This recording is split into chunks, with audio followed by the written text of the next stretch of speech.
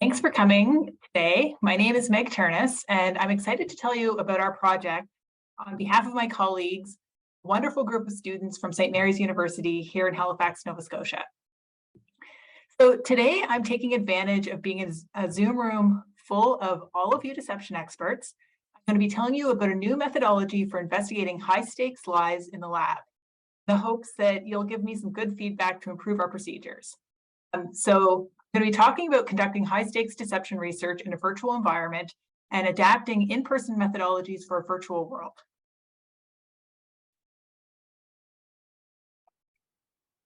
So I'm a forensic psychology researcher, and as a forensic psychology researcher, I want to apply my deception research to the criminal justice system.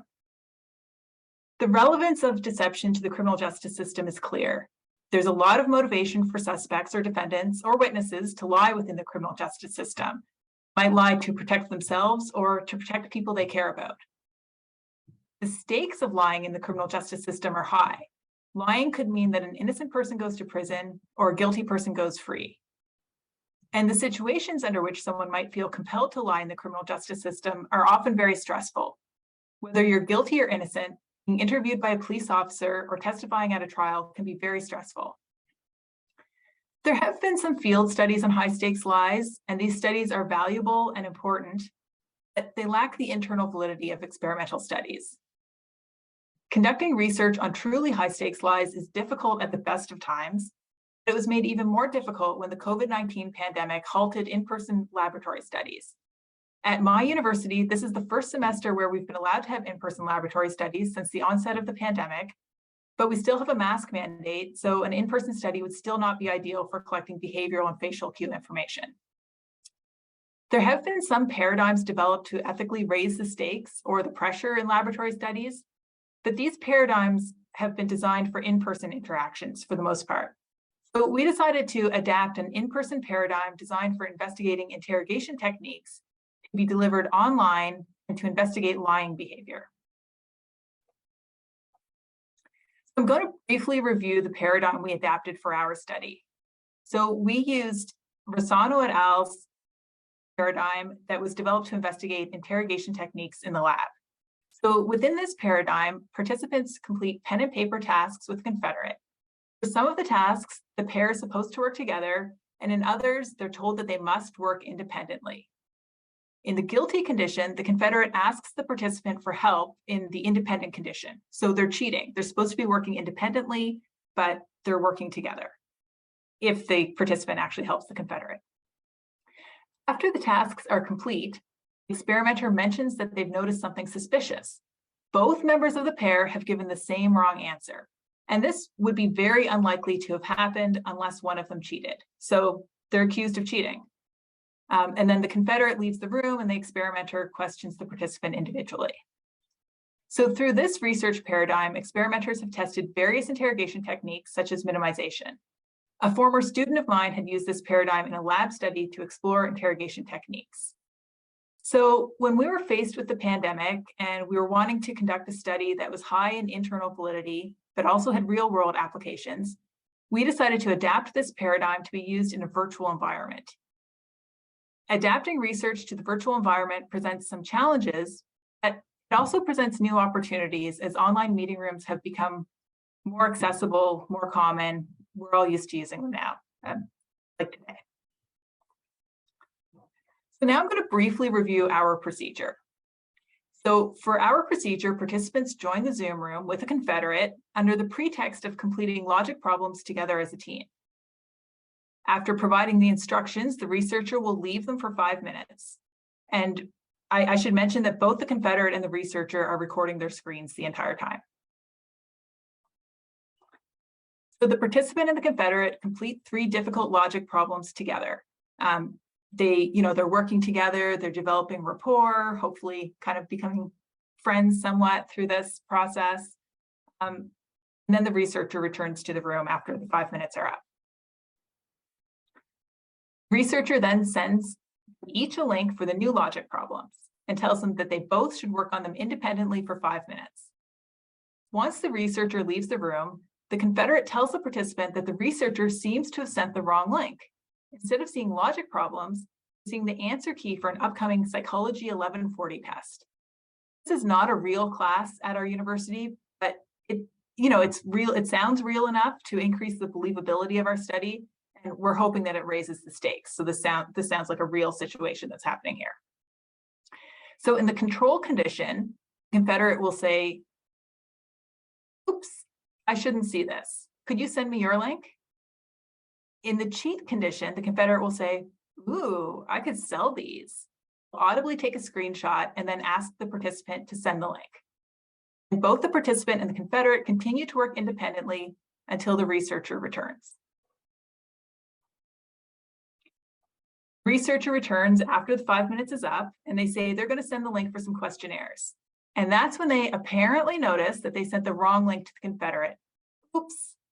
Get the participants started on the questionnaire, and they invite the Confederate to a private breakout room so they can chat. So the Confederate and the researcher have a chat for a couple of minutes.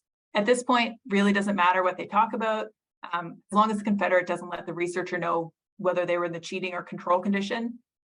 This breakout room chat is just to make the scenario more realistic to the participant. So after a couple of minutes, the researcher and the Confederate will return to the main room with the participant. Back in the main room, when the participant has finished the questionnaire, the researcher invites them into a private breakout room. In the private breakout room, the researcher tells the participant that the Confederate got a little defensive when asked about the wrong link. And they say, at this point, I just need to know what they did with the document. The minimize condition, they say, if you think there's any chance that they copied the test, just let me know. It's no big deal, I'll just change the questions. In the maximize condition, they say, if you think there's any chance they copied the test, just let me know so I can report them to an academic integrity officer. And then they say, can you tell me everything that happened during the original task? So this is where we hope the high stakes comes in. The participant thinks that the Confederate is being accused of academic cheating. For ethical reasons, we're not allowed to accuse the participant of academic cheating, but we're hoping that participants will feel that this scenario has real high stakes for the Confederate, who they started to build a relationship with. We hope that the participants believe that what they say could have real implications for the Confederate's academic future.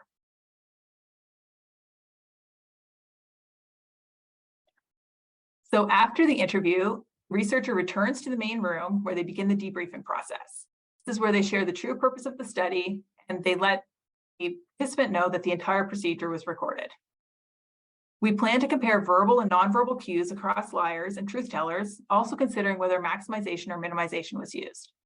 We also plan to examine how personality predicts whether someone will tell a lie or tell a truth, considering the type of lie they tell, whether they're falsely accusing someone or falsely excusing someone. So how's it going so far? So we've had 20 undergraduate students who've participated in our study. We haven't actually analyzed any of the data yet. We've gotten some initial impressions that I want to share with you. So the good, we do have high engagement. Participants seem quite engaged in working through the logic problems. We also find that running an online study is very convenient. Participants can join from the comfort of their own home, wherever they are in the world. And the research team can also join from the comfort of their home. And it's easy to have someone hop on at the last minute if necessary. Recording the entire procedure has also been very convenient. We're able to record it and get clear pictures of the participants' faces. And this is much easier in the online environment than it has been by just hiding hidden cameras in a laboratory. There have been technical issues, but they've been pretty minimal. Participants are familiar with the Zoom platform, understand how to join breakout rooms, how to access links and all of that. So that's mostly been going pretty smoothly. We have run into a couple of issues. Some we've dealt with and some we're still trying to figure out. So for one, we're concerned that the online environment might be dampening the saliency of the cheating manipulation due to some rare technical issues.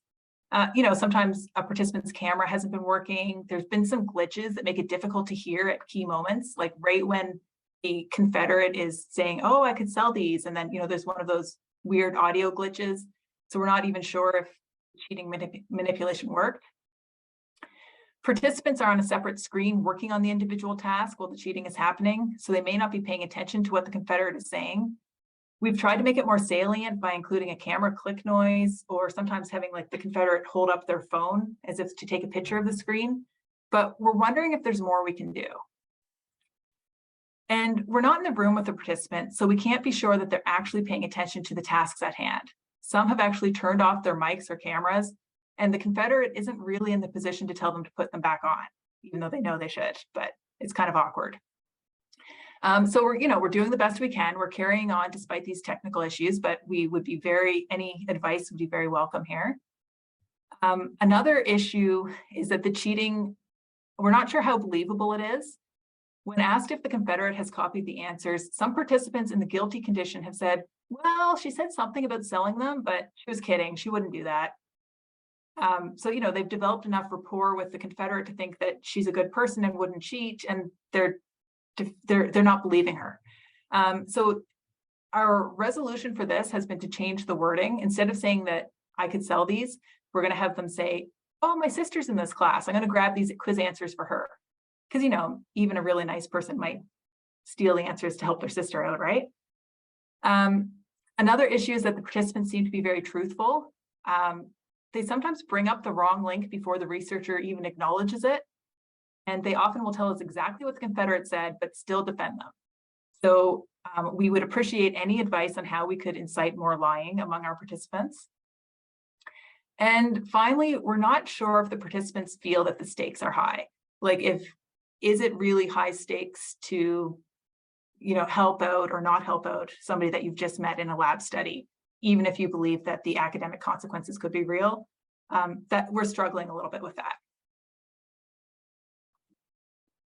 So that's where we are now. We're continuing to collect data. We're interested in hearing if you have any ideas for improving our methodology. So I'm welcoming advice at this point, and I'm also happy to answer any questions that you have. Thank you.